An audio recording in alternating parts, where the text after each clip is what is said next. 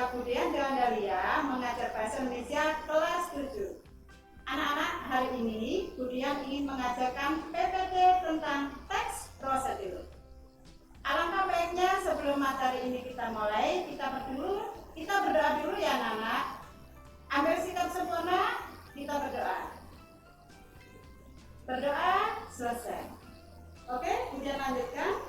Untuk materi hari ini, yang ingin saya tampilkan, yang pertama adalah kompetensi apa sih yang akan kita tampilkan, kemudian pengertian daripada teks prosedur, struktur daripada teks prosedur, langkah-langkah teks prosedur, ciri kebahasaan teks prosedur, dan membandingkan contoh teks prosedur.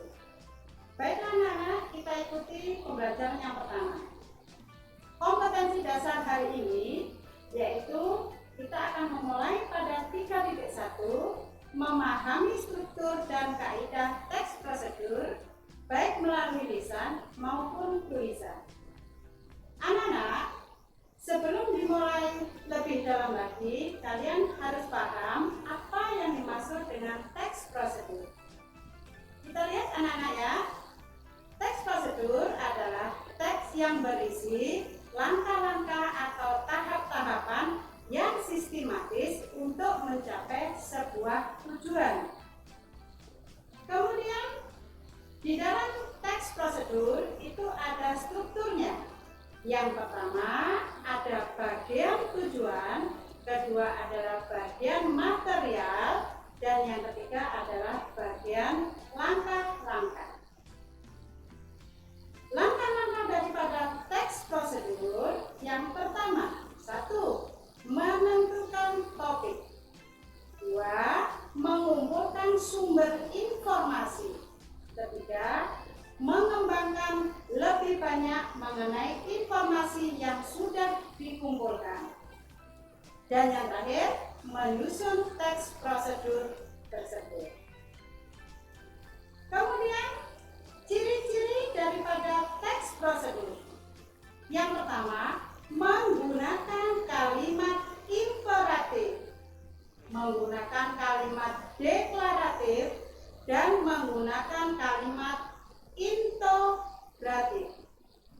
Kemudian yang kedua, partisipan manusia. Yang ketiga, menggunakan konjungsi. Yang keempat, menggunakan verbal, material, dan tingkah laku manusia. Anak-anak, untuk ciri-ciri teks prosedur nanti akan Budian terangkan pada pertemuan berikutnya ya. Kemudian contoh daripada teks prosedur. Budian ingin menyampaikan contohnya adalah cara membuat masker susu. Bahannya yang dibutuhkan 1 sendok susu, 2 1 sendok makan madu, 3 1 sendok makan perasan jeruk nipis.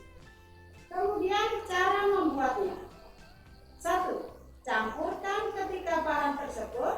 2. Aplikasikan masker ke seluruh wajah kecuali area mata dan mulut. 3. Diamkan selama 15 menit hingga kering. Yang keempat, setelah masker itu kering, bilaslah dengan air dingin sampai bersih. Anak-anak, kemudian hari ini memberikan PPT teks prosedur PowerPoint-nya dengan tujuan hanya mengambil poin-poinnya saja. Untuk penjabarannya kalian bisa melihat di halaman 50 ya anak-anak. Oke?